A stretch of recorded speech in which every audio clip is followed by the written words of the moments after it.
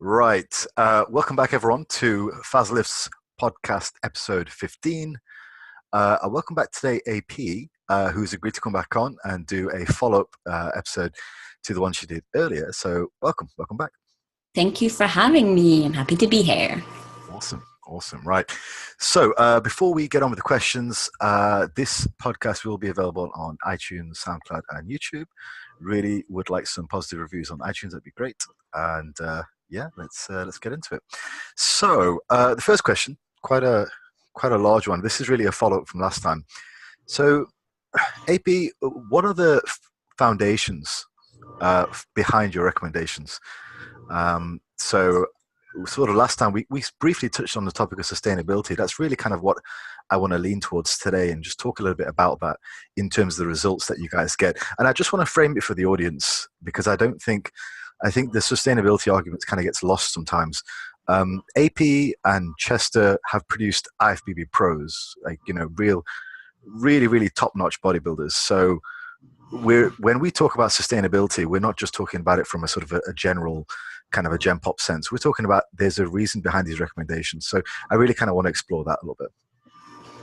Absolutely. I think a very common mistake is that because there's so much information online, a lot of people can get confused with what is necessary at very specific points in programming with what is necessary for daily life.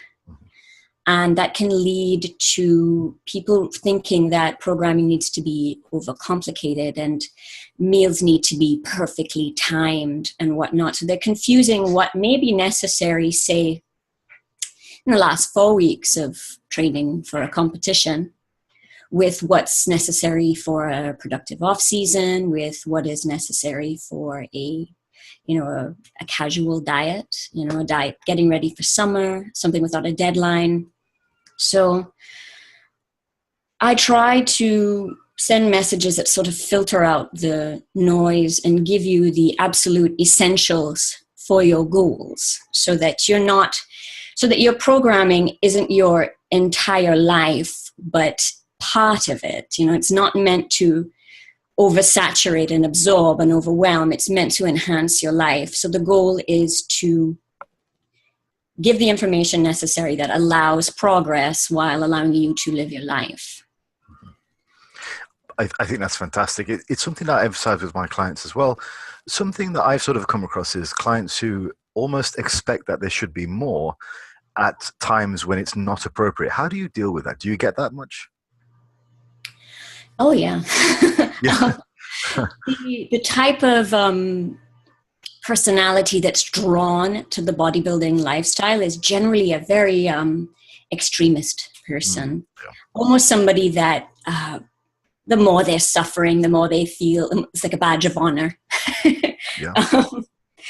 And so it can be difficult to convince that person, like, hey, doing less is in your benefit, and it may actually even get you better results. Many times that is what happens is you pull these people back and all of a sudden they are growing. All of a sudden their fat loss is more sustainable. It's also, you can diet them down to leaner points. And so pretty much the way to get through to them is to just get them to do it even if in small bites. And when they see nothing bad is happening, then you can sort of push the envelope on how much you can get them to do or drop.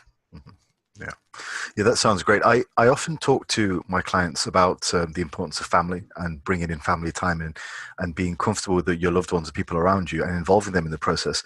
Do you find that helping them to sort of bring out other aspects of their life can help them to pull back in bodybuilding when it's not necessary? As in getting them to realize that life is not just about bodybuilding? For sure. I think absolutely. Yeah. A very important message. I mean, bodybuilding is a very consuming sport. And particularly when you're dieting, you can get absolute tunnel vision. You've got your eye on the prize and you become a heat-seeking missile, and there is, you would just batter through anything that gets in your way. But That does sometimes come at a price, and that can be, broken relationships even with family members. So you do want to try and avoid that by, yes, getting them, keep reminding them, keep pushing them to take rest days. No, you take that day off. You're not tracking that day, things like that, and that can help. Yeah, brilliant. I love it. And again, just to kind of emphasize, we are talking about, high level bodybuilding here. This isn't, so for anybody who's listening here, this is not just sort of, just doing things half-assed. This is actually going to enhance your results. I always bring the example of John Meadows in. He said in a video recently that pretty much all of his competitions nowadays, he likes to, during prep, he'll take his family out for dinner on a Friday. And he'll do that right the way up to the competition. I just thought that's lovely. That is lovely. I like that. Yeah, I really like that. Okay, so moving on to the second question. Women feeling both intimidated and insecure at a new gym, as mentioned above. Do you have any advice for that? Yeah, so we did talk about this last one, and I forgot one point, but I'll repeat some of the ones that we discussed last time, just in case this is somebody's first time listening. Yes, please. That's you. Hi. Women can be self-conscious in the gym for a few reasons. Some of it can be simple in just that they're overwhelmed from all the new equipment, which is absolutely understandable. You can't expect yourself to know how to use some of these things. I mean, I've been in the gym for years and I still get trapped in equipment. So in situations like that, very simple, you can hire a trainer or grab a hold of a friend who is familiar with the gym and just have them show you around. Some people are also self-conscious about their current fitness level. And that can be one, that one you can play around a bit with how you approach getting into the weight room. Because we discussed the importance of this on the last one, particularly for women and protecting the bone density. You do want to be incorporating some amount of resistance training into your routine.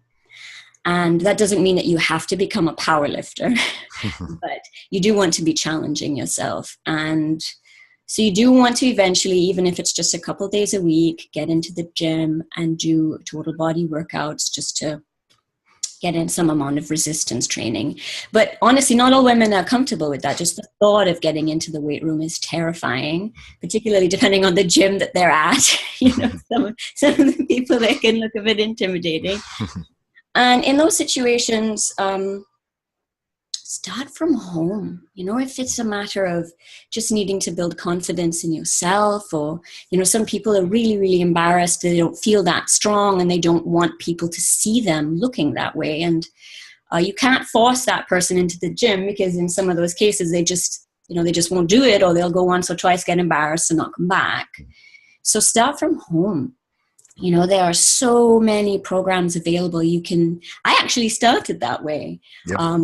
I started at home. I started off doing body weight training in a yoga-sized mat space between my bed and my dresser. And once, the body weight stuff got easier, I, incorporated some light dumbbells, and then you can sort of build up your home gym that way. And eventually you're going to reach a point where you grow out of the weights. And in those cases, you can go into the gym. So you can build up that way. That's one of my favorite ones, honestly. But yeah, I did something similar with a client a few years ago, and I had to start with cans of beans initially, yes. and then we moved on to larger cans, and then liter water bottles. And by that time, she was ready for the gym. So that was a progression there. It's a supermarket progression kind of thing.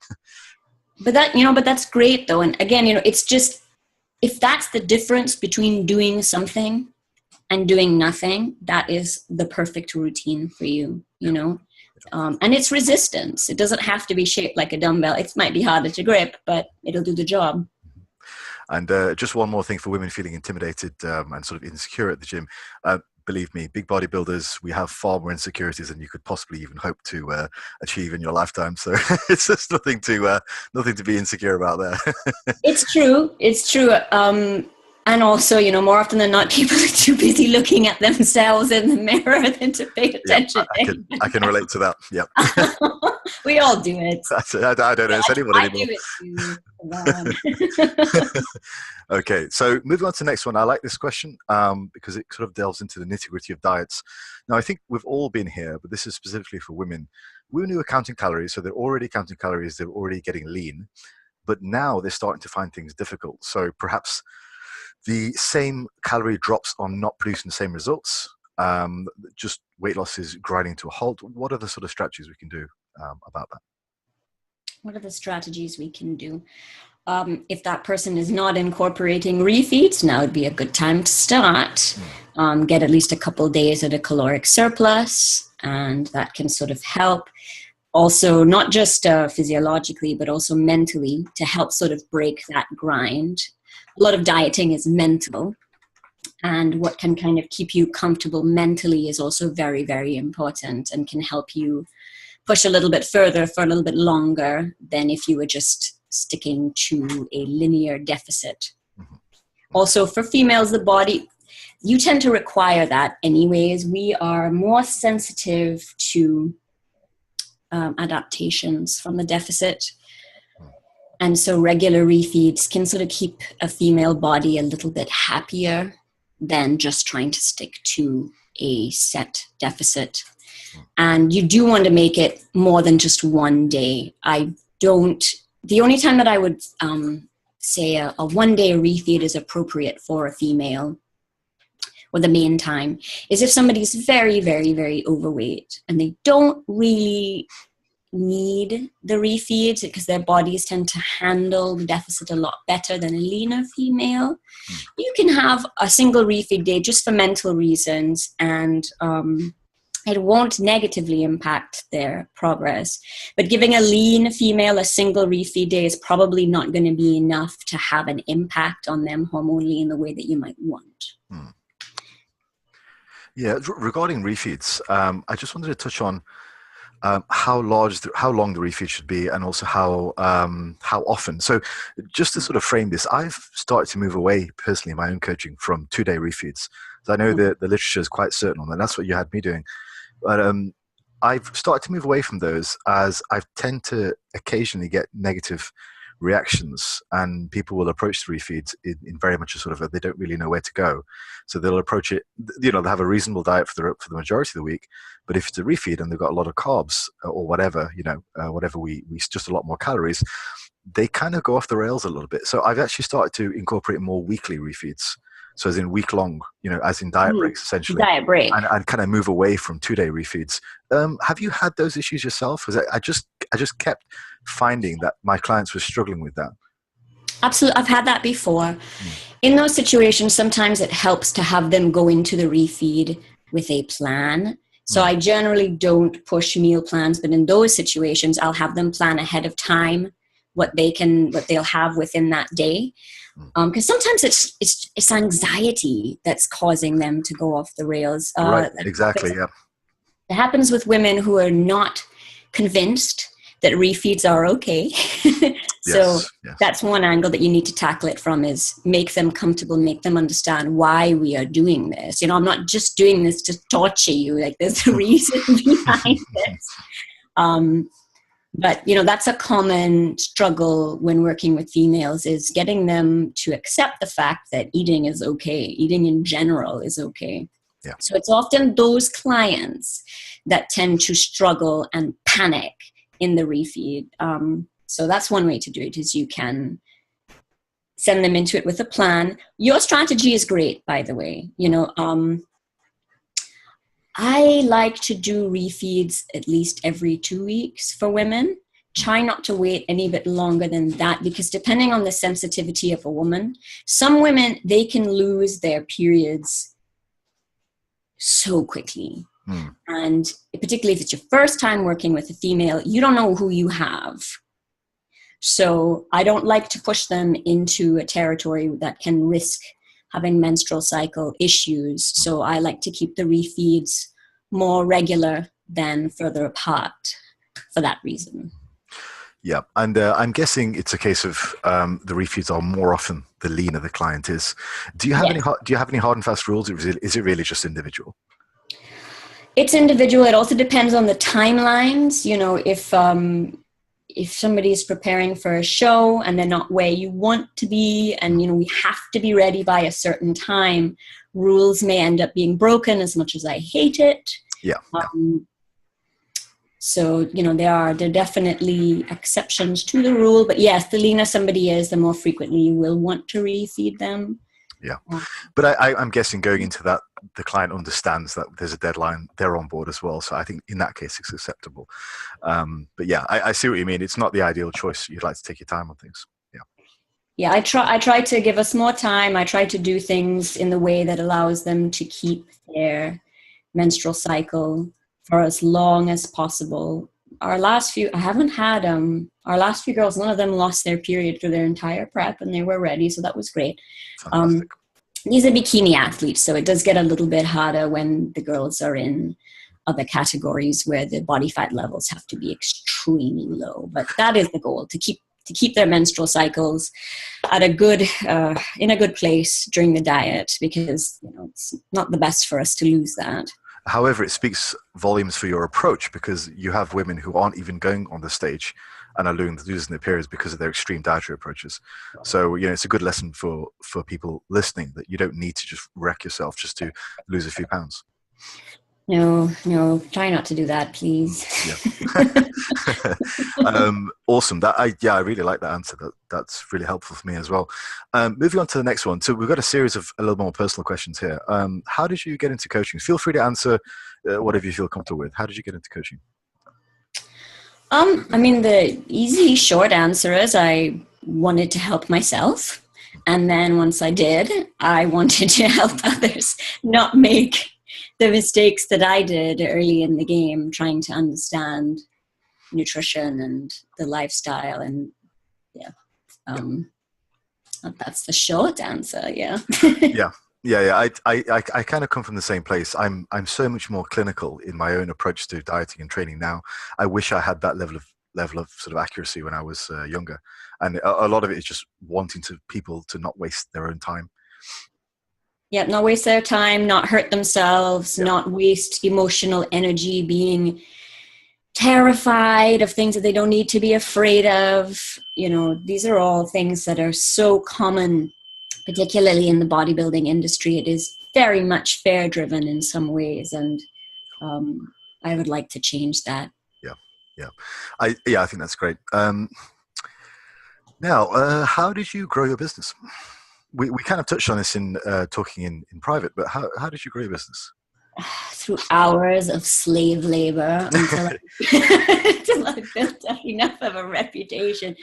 I started on the gym floor and worked some shamefully long hours, for probably longer than I should, until I got enough of a reputation where I didn't have to solicit for business. It came to me, and then I'm like, I'm out. Yeah. That's pretty much how that evolved for me. Yeah, it does feel nice when your name starts to be recognized and you start to become the go-to guy for certain things in your hometown, and then it sort of builds from that. I'm just sort of breaching that point now, which is quite nice. You're doing very well. You're doing some great work, Faz. Thank you.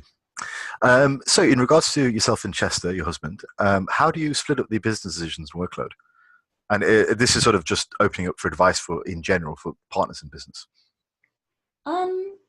When we first started, we just kind of joined forces, and I took my existing client base and he took his, and we just put them all under the same umbrella.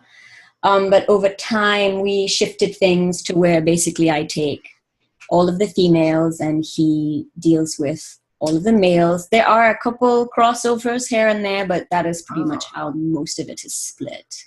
Oh, that's interesting. I didn't know that, actually, because I just assumed because from my prep, you did the large majority of it.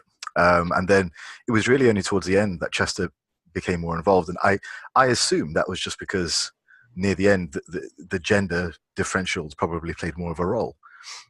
Yeah, I do take the charge of nutrition for everybody, But the overall program design for the males, Chester will have the final say, or at least a bigger say. And for the females, I still do the nutrition, but I also sort of take the full lead. Everybody gets both of us, Yes. but one of us will have more of a lead on the clients. Yeah. Just speaking from my experience, I thought that worked very well. So that worked very well. Thank you. Yeah. Right. So advice for other coaches in growing their business. You gave me some very good advice recently, and that was to pick a client who I think has got good potential and just offer to train them for free. And, would you have any other sort of nuggets of advice, or just expand on that perhaps? Set hard boundaries on cutoff times with clients and protect your spare time, particularly if you are working online with a large amount of online clients. That is one bit of advice that I would give to coaches, is that we are very much in the business of caring for people. And sometimes that leads you to kind of feeling like you're on call all the time.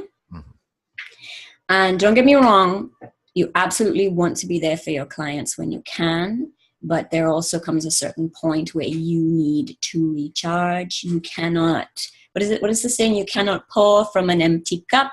Right. So make sure that you do, express your need for space when you need it. Yeah, I don't have too much difficulty with that. I have one or two clients who insist on texting me at all hours about just random things, which can be a little bit difficult, but I'm working on that. But yeah, I think you definitely have to have you have to recharge your own batteries before you're able to be your best self for your clients. So in a sense, if you're just spending too much energy on just a lot of mindless chat or things which could be done at check-ins, then you almost wear yourself down for everybody else. Yeah, absolutely. I mean, and don't get me wrong, my current batch of clients are really, really respectful. They're great people. But I have had in the past some clients that I created a monster, so to speak, because I indulged them when, I didn't teach them to self-soothe in some ways. And it became a problem at a point. So, and then you do have some clients who, even when you do request, hey, listen, it's a Sunday, I'm with my family. Do you mind if I answer this tomorrow? Some people really are pushy, and those are the ones that seem to confuse being an online coach with being made of internet. I'm thinking of one guy in particular, and if he's listening to this, he knows who he is, because we've had this conversation many times. Lovely guy, but the personal space thing, not so great. Okay, so moving on to a next question. Sorry, did you have any more for that growing the business? That's what I have in my notes. Yeah, that's fine. So this was a question which, on the appearance, it seems a little bit basic, but it may well relate to some of the things about sustainability. The question was simply, do you weigh food cooked or uncooked? And I thought that was an interesting one, not necessarily for the question, but more for the mentality behind it. Got you. Yeah, there's certain things that might be more accurately weighed raw versus cooked, but then it depends where you are.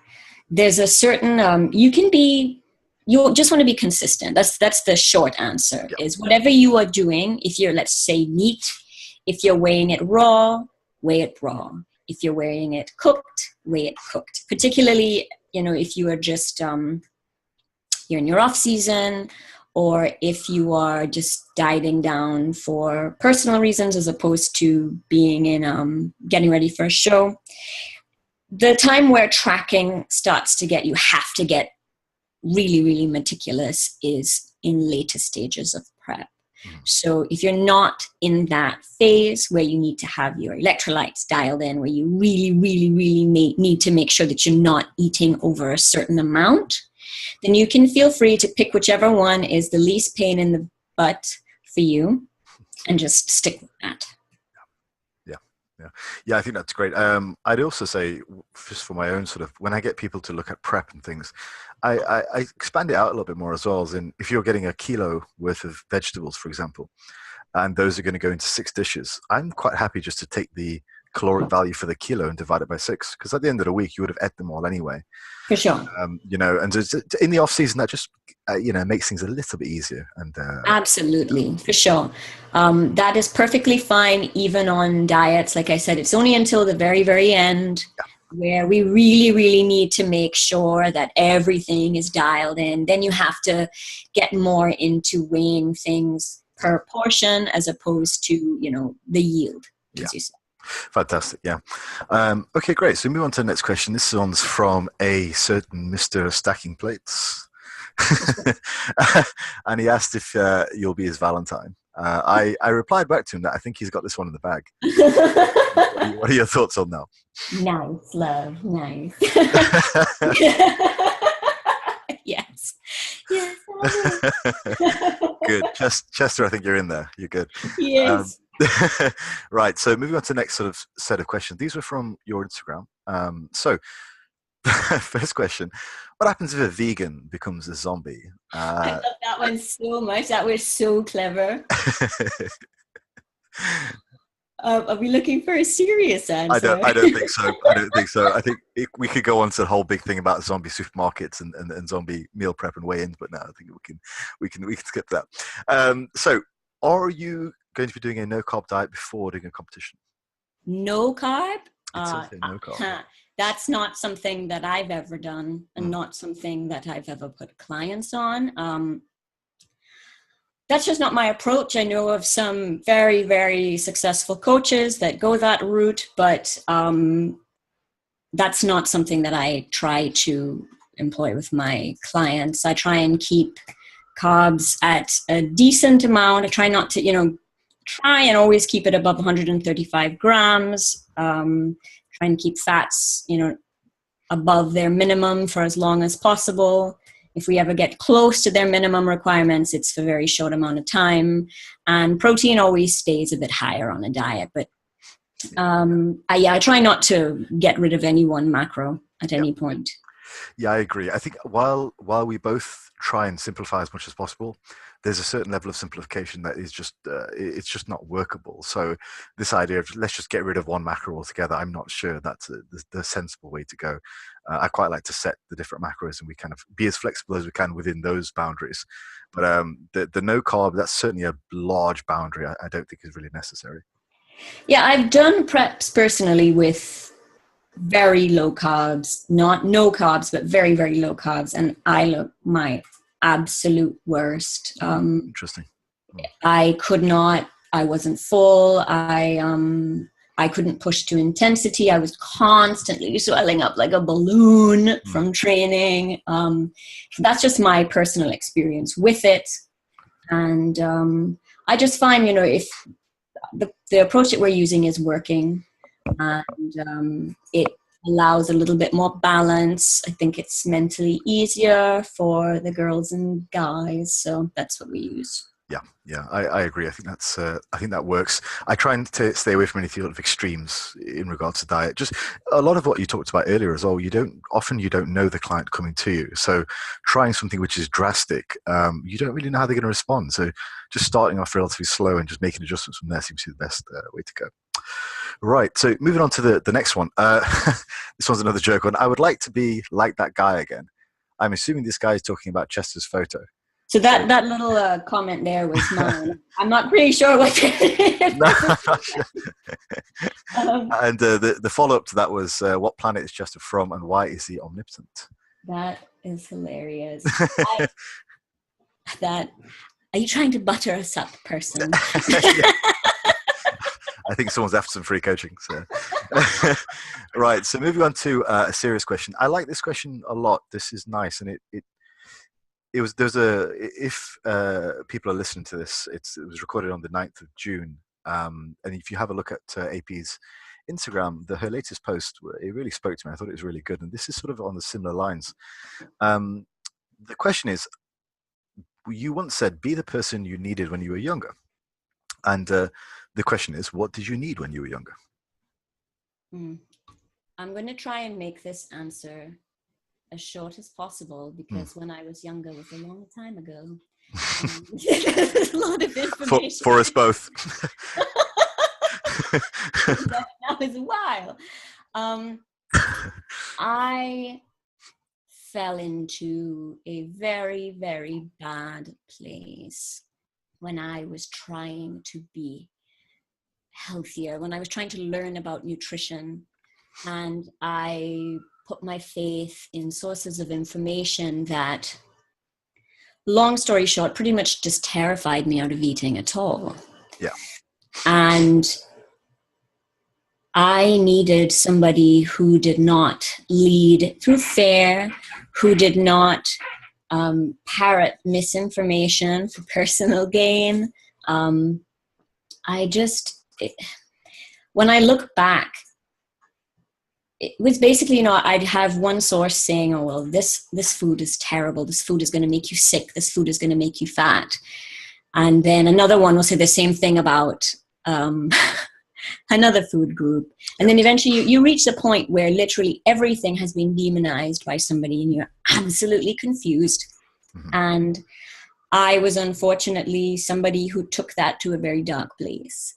And I'm not the only person with these predispositions. And I would like to be a source of clear, uncomplicated information that will help people be healthier, be happier, live their lives while, building better relationships with their bodies and themselves, and ultimately getting where they really want to be. So that's the answer.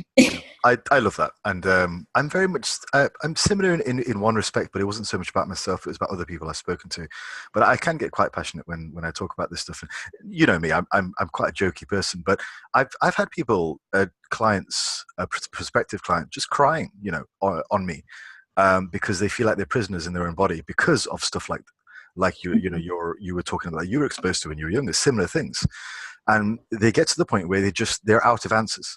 And they literally feel like prisoners inside their own body. And it's terribly upsetting to hear people talk like that when there's just so much of a better way. And I think it's one of the reasons that made me want to be a coach, is to help those people like that. Absolutely. Yeah. I think while we do have a lot of fun on Instagram and all that kind of stuff, there is definitely a darker side to it, and just trying to ward people away from possibly leading into that. It's a good choice. Right. So on to the next one. Why slouch socks? Because they're the best. They do look cool. I hate ankle socks. I really do. I don't know if I just have weird feet or I walk funny, but they slide underneath my heel and it drives me insane. So slouch socks are just great. There's just so much of it. That's brilliant. I remember once I was walking home, and it was just when I was a powerlifter, and I just pulled my powerlifting knee sleeves down. Mm-hmm. They looked like slouch socks, and they were sort of like grey and black. And somebody on the street just started singing out "Fame, I Want to Live Forever." And my first name, Fahim, the alternate pronunciation is Fame. And I was like, why is this guy singing my name? This is the weirdest thing. And then I realized that's what he was. That's so funny. It was so weird. Admit it. Did you feel a little bit cooler when you? I've tried since I was like 5 years old for people not to pronounce it Fame for that very reason. And I was like, how is he knowing this? That's funny. If you only knew. If you only knew, the history. Right. So next is thoughts on SARMS and cardarine. Thoughts. So you're asking for my opinion? Yeah. I mean, I'm not going to pretend that I'm an expert on SARMS. When I did look into some of the literature on it, the majority of it seemed to be on mice. And there were some human studies. Not all of them are, I don't even think any of them were long-term.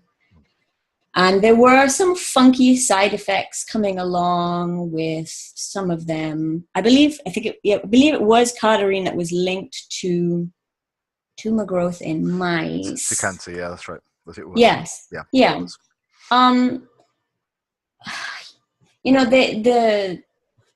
the driving force behind people wanting to take these is the romantic thoughts about how they work.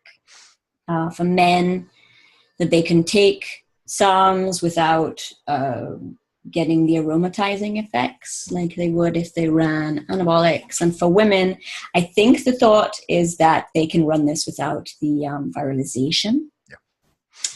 But these are not regulated, and as a woman particularly, that's a huge risk. You don't know what you're getting, and you don't really want to be putting strange things into your body, particularly things that are not well researched. I think there was, in fact, some research that showed that SARMs in some ways were worse than anabolics on HDL levels. Yeah, I saw that, and I also saw the one which they bought a certain number of SARMs from a variety of English sources, and the majority turned out to be fake. They just turned out to be steroids. That was a study. Yeah. Oh wow, really? Yeah. So that's another aspect of it as well, because they're, like you said, they're unregulated. What are you really getting? And the people who talk to me about SARMs, they tend to want to come out from, well, I'm natural. I want to stay natural. It's like, look, buddy, you're not going to be natural taking all that shit. So. Yeah, I mean, it's basically a designer hormone. Yeah, I think so. Chester, didn't you say that Trenbolone is a SARM? By definition, it is, yes. By definition, it's a SARM. Probably a little bit more effective than cardarine as well. So, I think you and I have sort of fairly similar opinion on that. I'm not well versed on SARMs, but I'm not a big fan of them for that reason. Mainly because it's usually natural guys who want to take it. But for me, it goes back to the 2000s when we were looking at pro-hormones in the shops, Holland, the Barrett GNC and all that kind of stuff. People were taking those under the false impression that they weren't taking steroids, but they basically were. Yeah. Isn't one of the side effects green tinted vision? that doesn't sound good. Green's nice, but there comes a point when there's too much. It's sort of negative feedback as well. If everyone else looks like the Hulk, and you might feel smaller, so there's that angle as well. All right, okay, great. Hopefully that answers that. Okay. Yeah, I think so. So let's move on now. Alex from Team Metal, Chester, he wants to know who you work for. He's guessing CIA. So I said that I could tell him, but I'd have to kill him. So that's the answer. That's funny. Well, although Chester has respectfully declined to be interviewed for this show, he did issue me a prepared statement on this. Okay. Do you want to hand me that? Prepared statement. All right. What does this say? I cannot tell you what I do for a living. However, what I do have are a very particular set of skills, skills I have acquired over a very long career, skills that make me a nightmare for people like you. If you let my daughter go, that'll be the end of it. That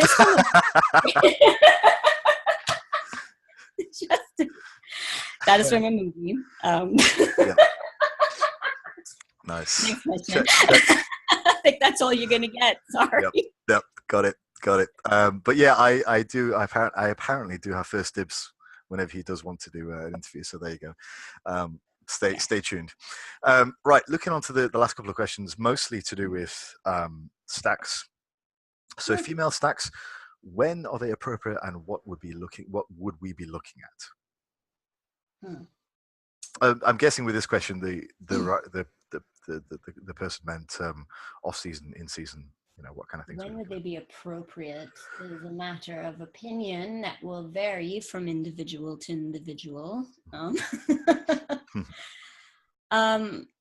Female use of anabolics is something that is a reality of bodybuilding and not something that everybody likes to acknowledge is there, but it is. Particularly in certain federations at pro level, it is pretty much prevalent across the board. So when is it, what was the word asked? When is it acceptable? When is it appropriate, and what would we be looking for? Well, my heart wants to answer that with a big fat never, particularly Yeah. But it is a reality. Like I said, it is a reality of the sport. And if competing and excelling in the pro league is your livelihood, it is part of the sport. Particularly in the bigger categories, you're not going to get there as a natural. And the looks that are rewarded are not something, that very, very full, very, very dry look is just not something that you're going to get as a natural in certain federations. The look rewarded in certain federations you cannot get as a natural. So in those situations, if that's if that's your life, then that's your sport. But if that's what you want to do, that's your decision, and just don't ask me to get you there because I'm sorry. There's some coaches that will, but it's not me. I'm sorry. So if you're listening to this, wanting to hire me for something like that, I'm so sorry. Thank you for your interest, but no. I'd also say there's a fair bit of misconception in terms of what they're used for as well. I mean, I've had a fair few prospective female clients say that they've used a little bit of Anavar before or whatever. And I'm just thinking, just thinking to myself that the way that they're phrasing that is they feel like it's going to help them burn fat, or it's part of their fat loss stack, or they're doing it when they're on a diet. Do you know what I mean? And I just think to myself, you're not even using it in the right way. You're using it when you're way before you need to use it, and in your mind it's going to burn fat. And I just think to myself it's completely skewed. So what we're talking about, sure, in some federations you might need to use it, but for the majority of Gen Pop people out there, I just don't think it's appropriate at all. I agree. I mean, many a time I've had obviously women approach me about their interest in it, and a lot of times it's women who are frustrated with their bodies, frustrated with their rate of growth, frustrated with their look, which I absolutely sympathize. I think we've all been there.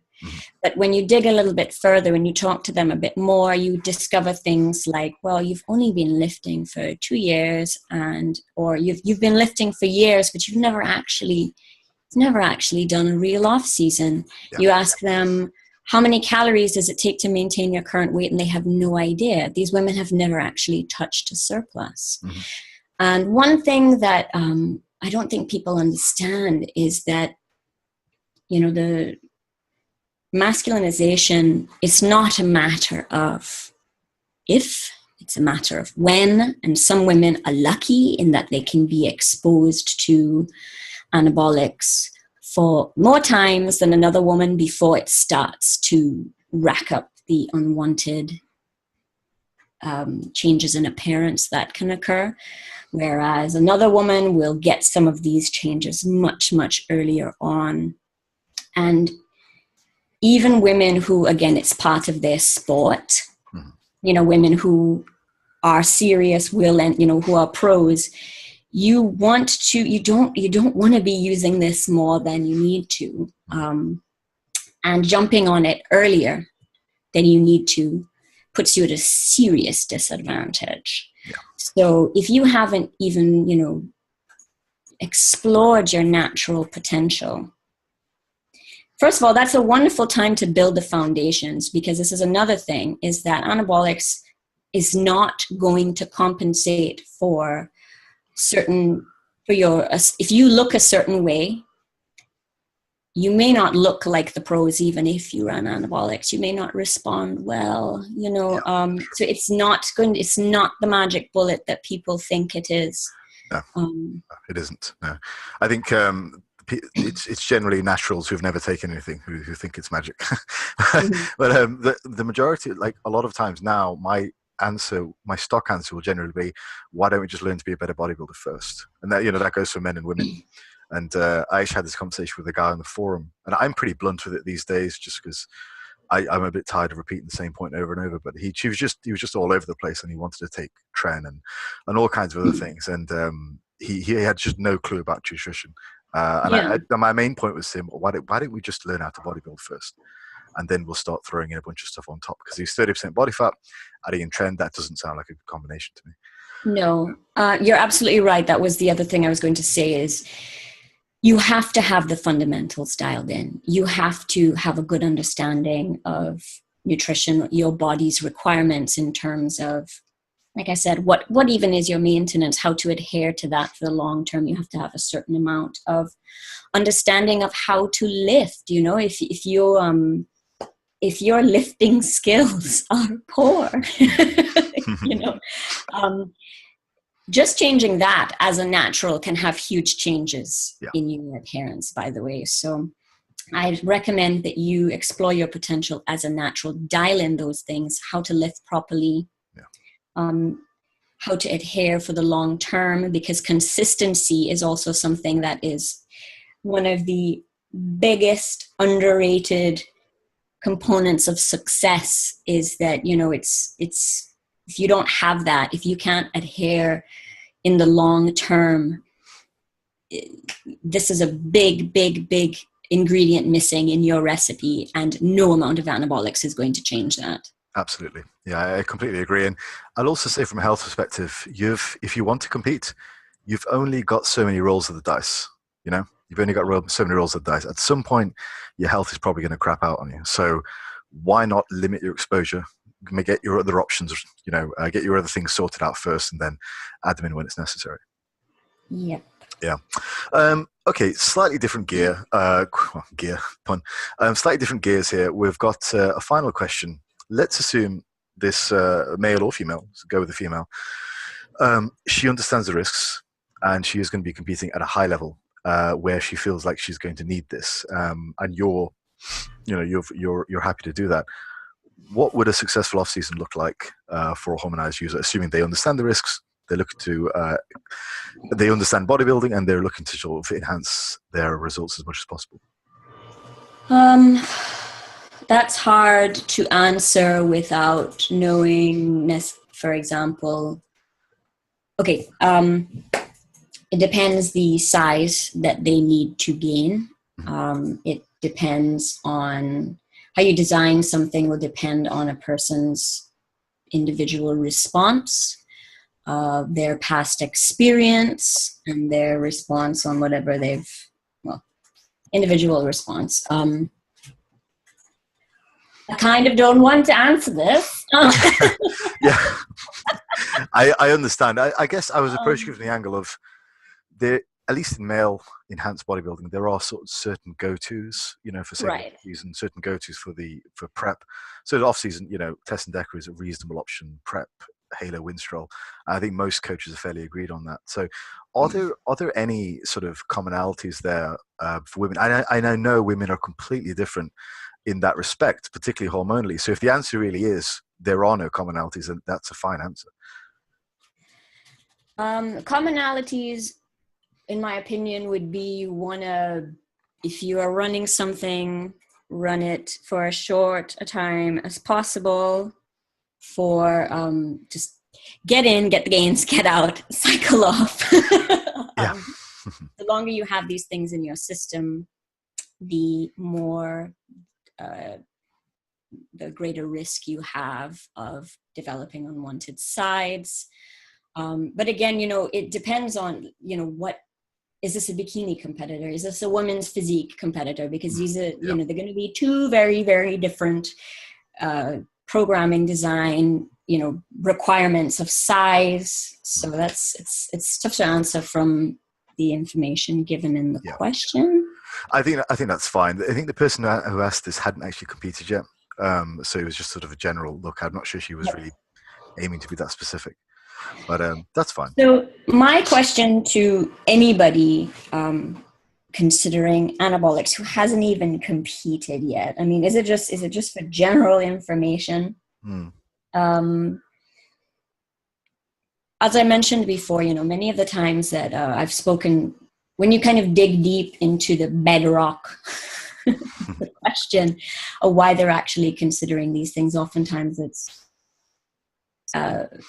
they don't realize that what they actually want can be accomplished naturally. Yeah, I agree. With just some time. and some dedication to the fundamentals. And sometimes, like you said, it's to do with the fact that they don't actually understand how they work and what they'll actually do if they put them in their system. So yeah, I just, the reason why I don't want to answer this question is just I don't want to come across as I'm trying to encourage this in any way. No, it's perfectly reasonable. I also think, part of me thinks that there's probably more of a prevalence of this in the UK as well. So to give you an example, a few years ago, I walked into a new gym and I was shown around by the lady the girl who worked there. And she was talking about she did a competition. And she just sort of casually talked about what she was using. Bear in mind, she'd never met me before. She was just showing me around as a potential customer. And she said, yep, I did a bit of Clen, did a bit of VAR. And I'm thinking to myself, did I hear that right? Did she just admit that she did Clen and VAR to a random stranger? I think it's quite prevalent in the UK at least. Right. Yeah. And I mean, definitely respect to her for being absolutely honest. I think that's a huge, a lot of the athletes are unable to speak openly about it, perhaps because of sponsors and things like that. And that also does create a lot of confusion because there are some people who really believe that some of these people are natural. And it's like, well, they're not, but, Yeah, I had that conversation a couple of days ago with a friend of mine, and he was trying to figure out whether Micah Hearn or Simeon Panda were natural or not. And again, I'm not going to make a judgment either way, but I have got my own thoughts about that.